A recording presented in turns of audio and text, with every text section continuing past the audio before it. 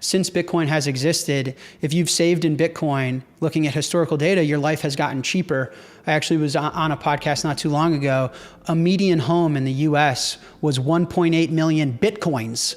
1.8 million Bitcoins. So you'd have to have 2 Satoshi stacks of Bitcoin to get a median home in the US in 2011. Yeah. And now a median house today in the United States is 4.7 Bitcoin. So obviously, if you're saving in a harder money, then the life around you has historically gotten cheaper. And if you're saving in a money that's increasingly abundant, like fiat, your life has gotten more expensive. Obviously, the median home in America has gone up in US dollar terms. So no, I hoard the hard money and I spend the abundant inflated money. In this explosive interview, Jack Mallers breaks down why our money is broken and how Bitcoin is the only tool powerful enough to fix it. He compares the US dollar to a leaking bucket, slowly draining the time and energy of everyday people. Mallers shows how saving in Bitcoin, what he calls energy money, isn't just a hedge, it's a revolution. Referencing everything from the collapse of fiat currencies to the modern banking system's dependence on credit, Mallers explains why inflation, currency debasement, and even the way we buy our morning coffee are all signs of a rigged system. He draws a clear line from historical monetary collapses to today's weakening dollar, and why that may push the world toward a full-scale Bitcoin standard. Stick around until the end to hear why Jack believes we're on the verge of the biggest monetary shift in human history, and what it means for how you live, save, and spend in the years ahead. Also guys, if you like our cryptocurrency content, please remember to like and subscribe to stay up to date. Now, over to Jack. I've watched so many of your interviews, and you said in one of your interviews that US dollar's purchasing power can only go down over time, and US is forced to weaken its currency. Do you think this alone will naturally push the world toward Bitcoin as a shared global money, or does it take major financial crisis or war to trigger that shift? Yeah, I think that money is competitive in a free market to serve a particular purpose. Money is a market good, just like a cheeseburger, just like an airplane, just like a house, except money is different in that you don't consume the market good. So I acquire a cheeseburger because I need to eat it. I acquire a house because I need to live in it. I acquire an airplane because I need to travel.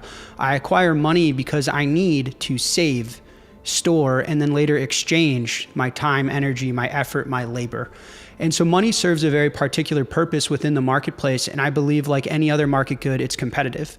And so a dramatic event like a war, like some political fighting, or even the macro environment we're living in today can greatly expedite a monetary regime change. But I think naturally human beings seek out the best money because it is a technology we invented to solve a very particular problem within the marketplace. And I naturally think something like Bitcoin fulfills a lot of the properties that humans look for in a money to acquire, to save and exchange their time and energy. And in your interview with Anthony Pompliano, you said Bitcoin has 400 to 500x left in it. Bitcoiners love it. No coiners probably hate it and call it crazy. What is the rationale behind this number? Yeah, so I want to make sure my lawyers hear me say I'm definitely not making any price predictions on this podcast, but what I do think is interesting is trying to understand what Bitcoin is, what it's solving for, and the size of the opportunity that it's going after. Because I think Bitcoin is often, unfortunately, coupled with the NASDAQ, with the stock market, even with other cryptocurrencies, to where in which I think it's actually a vastly bigger deal and innovation than how people size it up. My math is human beings own roughly a little over $900 trillion worth of stuff. So that means currencies, sovereign debt, real estate, precious metals, collectibles, like all of the things that we own, fine art, right? It's about over $900 trillion. Half of that humans are using as a savings account. So they've what we call monetized that asset. So they own the house, not to live in it, but to actually save the bonus that they got or save the inheritance money that they got. They own the art, not because they think it's worth $10 million of art, but because they're trying to actually save $10 million and persist it through time. So you can roughly estimate that humans are currently trying to save and store and later exchange $400 to $500 trillion worth of value. And where I see Bitcoin is the ultimate vehicle for humans to store and then later exchange the value we create. A lot of what being human is an ability to price tomorrow, an ability to lower our time preference, innovate and create value today and bring it with us tomorrow. And money is the technology that enables us to do that. And so when I say, Bitcoin is actually the most ambitious technology today, the entire equities market is only $150 trillion. So even if someone like Facebook or Amazon or AI were to be the most successful equity ever and soak up all the equities value, it wouldn't even come close to half of Bitcoin's opportunity.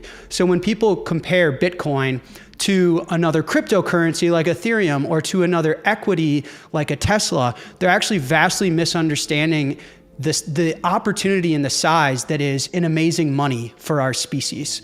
And so if Ethereum were to become the next Amazon, Amazon's only worth $1.5 trillion. It's a rounding error compared to what Bitcoin is trying to do. Jack Mallers says the money is broken and Bitcoin is the fix. He argues fiat currency steals your time and energy, bleeding value every time a politician prints more of it. But Bitcoin? It's energy-backed, scarce, and incorruptible. Money that actually respects the work you put in. He's not just talking, he's living it. Mallers holds $0. He earns in Bitcoin, spends with credit, and uses Strike to manage it all. It's the same system El Salvador is now scaling with their volcano bond, turning energy into capital with Bitcoin at the core. And this isn't just theory. The US national debt just blew past $36 trillion. Inflation remains sticky. And even guys like Druckenmiller and Kiyosaki are sounding the alarm. The fiat system is on borrowed time. Mallers says saving in dollars means falling behind. A house priced in Bitcoin gets cheaper over time because Bitcoin keeps outpacing inflation. In fiat, it's the opposite. Your money loses power while prices soar. Bitcoin isn't just a better asset, it's a better future. And you said money is really just a way to store human time and energy. So if I complete this task, I get $1,000, $10,000. So if Bitcoin keeps growing as a store of value, how do we value both in terms of human capital and how we price traditional assets like stocks or real estate? How does it reshape our view? Yeah, well, I think the most important innovation that Satoshi came across with Bitcoin is the proof of work concept. It makes Bitcoin energy money. So to your point, I view money as time and energy in an abstracted form. It is the market representation of our effort, our labor, our time, our energy, our contribution, our work. And so you want your money to have a direct relationship with energy component. An exaggerated way to explain this is if your money doesn't have a relationship to work and energy and you can just print it out of thin air, then it's highly inflationary. It could be debased. It's a bad store of value. So when you have an energy-based money that actually is protective and applies physical constraints to its ability to inflate and be receptive to an onslaught of demand, it actually allows us humans to lower our time preference, to be more future oriented. If you are not so panicked to think, how am I going to be able to afford this house? How am I going to be able to afford this vacation? If you are given more confidence and an ability to save and future plan for yourself, then society gets generally better. I think money, a weaker money means a weaker society, a stronger money, and a harder money. And how hard is it to produce more units of the money represents a stronger, harder society that's more future oriented and can plan better for tomorrow. And you own $0, right? You said in one of your interviews. What Yes, does that yeah. look like running businesses? Well, that's for me personally, but I mean, my philosophy there is pretty straightforward, is that why would I own something that I believe is structurally designed to go down versus how much would I want to own of something that I believe is structurally designed to outperform because of its scarcity property? And the answer is I wouldn't want to own much, if any, of the thing that has historically only gone down, and of the thing that's been historically the most performant, I want to own as much as I possibly can. And so I use products actually that Strike has built. Like I can get my paycheck in Bitcoin with Strike. I can pay my bills with Bitcoin and Strike. I can borrow against my Bitcoin. So in the event that I need fiat liquidity, I can actually get a loan against my Bitcoin with Strike as opposed to have to sell and part with my Bitcoin. So we're seeing financial products that are making Bitcoin more useful. and allowing you to finance different parts of your life while retaining and saving in a money that is designed to be protective of your time and energy as opposed to extort it and take advantage of it. Are you still buying your pizzas with Bitcoin? So what I do is, and I encourage everyone to just try and understand this concept, and it might apply to you and be interesting. I spend my entire life on credit cards, which is an interesting product because I get to spend dollars without having to own them, right? Banks effectively give me a 30-day line of credit for free. And then I use Strike to take a loan against my Bitcoin and bill pay to pay off the credit cards. So I actually just keep acquiring Bitcoin with my paychecks. And whether I'm borrowing against the Bitcoin to get dollars or I'm actually paying the bills with Strike's bill pay service, then I'm never owning dollars. My Visa and MasterCards, they're accepted everywhere. So it's not like my quality of life gets lower or lessened because I can only shop at the Bitcoin coffee shop. So I run around with my credit cards. I spend on a free line of credit from banks, and I just stack Bitcoin and enjoy life. But you're still effectively buying your pizza with fiat because you're using credit card. But if somebody were to offer you, let's say, a slice of pizza and say it's worth 0.00 whatever the case may be, Bitcoin, would you do it? Would you exchange Bitcoin for a consumable good in 2025? I'm a supporter of the network, but I think what you're asking is, would I spend Bitcoin as opposed to dollars? And would you spend good money, let's say, for a consumable depreciating good? No, of course not. I mean, the game is, hoard the better money, get rid of the weaker money. And I think there's just been a guiding principle that since Bitcoin has existed, if you've saved in Bitcoin, looking at historical data, your life has gotten cheaper. I actually was on a podcast not too long ago.